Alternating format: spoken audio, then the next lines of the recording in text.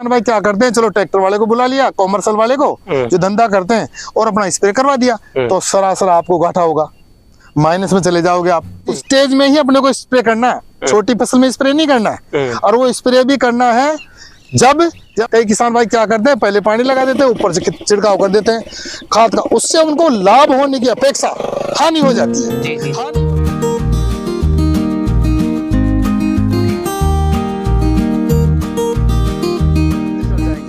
Urea से भी जल जाते हैं। तो फिर क्या है, पत्ते ही तो प्रकाश संश्लेषण क्रिया में अपना भोजन बनाते हैं पेड़ के लिए। प्रकाश संश्लेषण क्रिया में पत्ते भोजन बना के जड़ तक पहुंचाते हैं, जड़ पूरे पेड़ में सप्लाई करती है भोजन।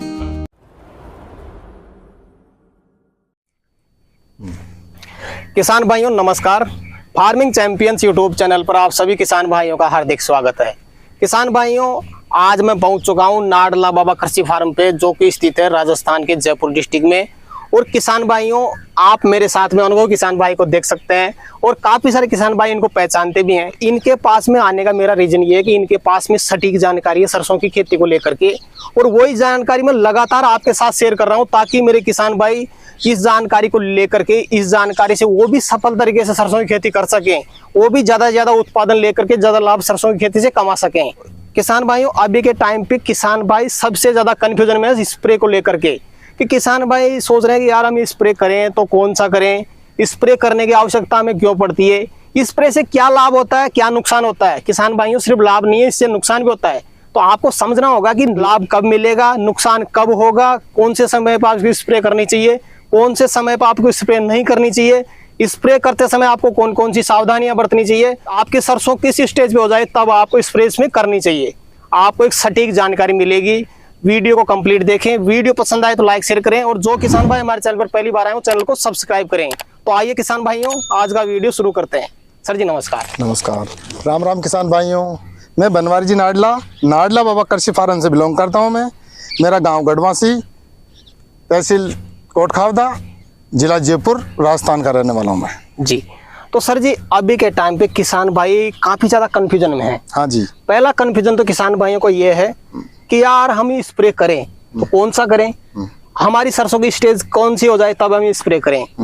और किसान भाइयों को आप ये भी गाइड करें कि स्प्रे करने से सिर्फ लाभ नहीं होता, इससे हानि भी होती है। तो हानि उनको कब हो सकती है, लाभ उनको कैसे होगा, वो लाभ कैसे ले सकते हैं। लेकिन उससे पहले सर जी मैं ये जानना चाहूंगा, जो आपकी सरसों है जिसमें आपने पानी भी चला दिया है, और ये जो सरसों इसमें आप पानी चलाने वाले हो जी, तो किसान भाई इस चीज को लेकर भी कंफ्यूजन है कि यार हम पानी चलाएं, उससे पहले खाद की बिजाई करें कि पानी चलाने के बाद में खाद की बिजाई करें।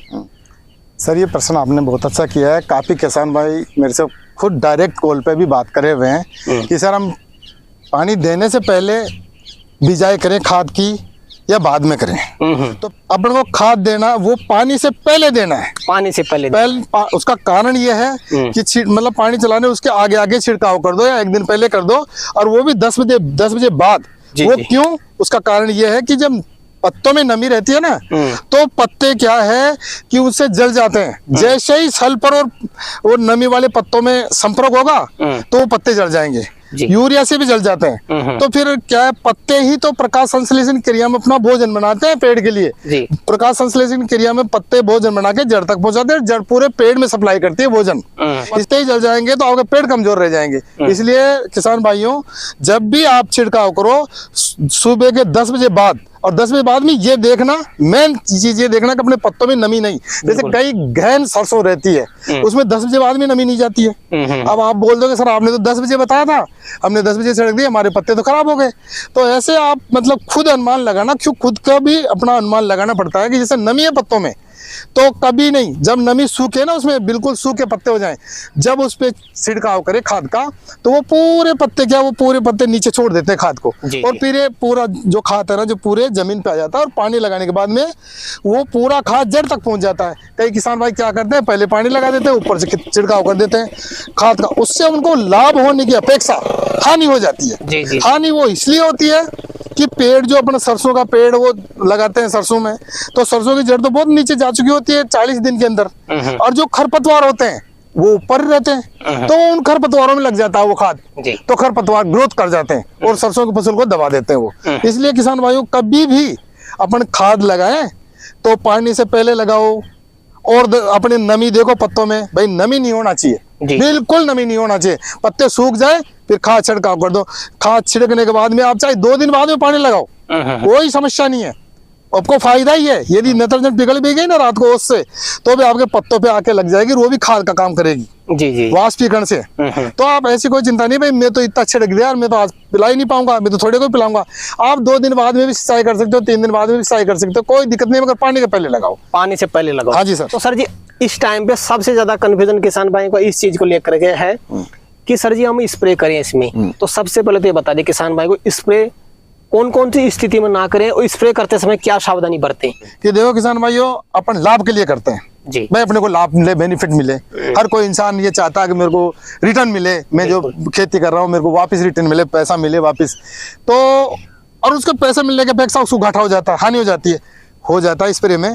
देखो पहले तो किसान भाइयों, जहाँ तक स्प्रे की जो मैंने बताया ना खाद, वैसे जुड़ती नहीं है, मगर फिर भी आपकी फसल जो हम बता रहे हैं वो स्टेज, जो अभी आपके सामने जो स्टेज आएगी, उस स्टेज में ही अपने को स्प्रे करना है। छोटी फसल में स्प्रे नहीं करना है, और वो स्प्रे भी करना है जब आपकी फसल इतना करने के बाद में, इतना खाद देने के बाद में भी कमजोर है, तो यानी कि उसको न्यूट्रिएंट्स नहीं मिल रहे। सर अब इसमें सावधानी क्या है, हानि क्या है? अब हानि ये है सर कि देखो आप स्प्रे करोगे तो ट्रैक्टर से जो टंकियां बनी रहती है, ट्रैक्टर से स्प्रे करते हैं, काफी कर किसान उसी से करवाते हैं, क्योंकि सिंगल जो आती है इंसान वाली जो लगा के करते हैं, हाँ पीट के लगा के जो मशीन से द्वारा करते हैं, उसमें काफी मेहनत हो जाती है। तो अपन किसान भाई क्या करते हैं, चलो ट्रैक्टर वाले को बुला लिया, कॉमर्शियल वाले को जो धंधा करते हैं, और अपना स्प्रे करवा दिया, तो सरासर आपको घाटा होगा, माइनस में चले जाओगे आप। उसका कारण क्या है? देखो 90% जो ट्रैक्टरों द्वारा या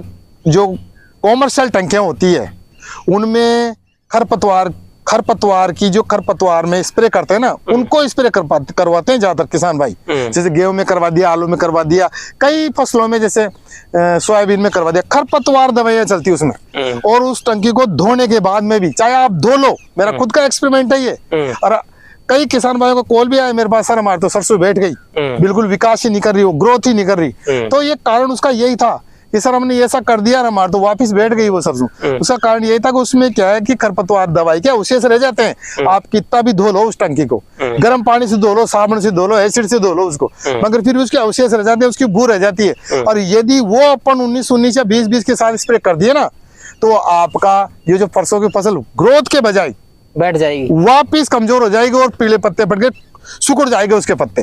इसलिए किसान भाइयों, यदि आपको स्प्रे करना ना 20-20 का, मैं 20-20 का स्प्रे बता रहा हूँ क्योंकि थोड़ा वो हैवी है, थोड़ा बढ़िया बड़ा है वो, अच्छा है, तो उसको कर सकते हो आप, मगर टंकी पर्सनल ले हो, बिल्कुल नई टंकी, या फिर उस टंकी से करो जिससे आपके सब्जियों में स्प्रे होता है, सब्जियों में स्प्रे करने वाली, क्योंकि ये पोषक तत्व है, ये इसमें पोषक तत्व है सारे जी। पोषक तत्वों का अपना स्प्रे कर रहे हैं, अपन खरपतवार का नहीं कर रहे हैं। तो अपन जो सब्जी में जो टंकी यूज करते हैं ना, सब्जी में अपन सब्जी लगाते हैं, टंकी में यूज करते हैं, उसको ले सकते हो, या फिर नई टंकी फ्रेश ले। इसलिए आप ये सावधानी जरूर रखना, ये मेन पॉइंट है बात जी। बिल्कुल किसान भाइयों, आपको सावधानी क्या बरतनी चाहिए? पहली बात तो बता देता हूँ कि आपको स्प्रे कब करनी है। आपने पहला पानी चला दिया, उसमें यूरिया भी दे दिया, डीएपी भी दे दिया और सल्फर भी दे दी, उसके 4-5 दिन बाद में आपको फिर भी लगेगी अपनी सरसों कमजोर है, तो उस टाइम पे ये हम दिखा रहे हैं आपको, आप देख सकते हैं इसमें फूल आने लग गए और इसमें फुटान चालू हो चुकी है। इस स्टेज पे आकर के भी आपकी सरसों अगर कमजोर है, तो इस स्टेज पे आपको स्प्रे करना है 20-20 का। और 20-20 का स्प्रे में सावधानी क्या बरतनी चाहिए, सर ने आपको बता दिया। ये सावधानी बरतनी चाहिए। तो कारण क्या होता है कि आप जमीन की जांच भी नहीं करवाते, मिट्टी पानी की जांच तो करवाते नहीं है, और वैसे ही आप उसमें रासायनिक खाद देते रहते हैं, तो उसमें न्यूट्रिएंट की कमी हो जाती है, और न्यूट्रिएंट की जब कमी रहेगी तो आपकी फसल ग्रोथ नहीं करेगी, तो उसमें तो आपको स्प्रे करना ही पड़ेगा। सर जी, आज किसान भाइयों के लिए आपने समय निकाला और एक सटीक जानकारी किसान भाइयों तक पहुंचाई, उसके लिए आपका बहुत बहुत धन्यवाद। सर आपको भी बहुत बहुत धन्यवाद, आपके चैनल के माध्यम से किसान भाइयों के पास सटीक जानकारी मैं दे पा रहा हूँ, और समय समय किसान भाइयों मैं आपको जानकारी देता रहूँगा, और सर आएंगे जरूर, सर के लिए समय निकालूंगा और आपके तक सटीक जानकारी जाए।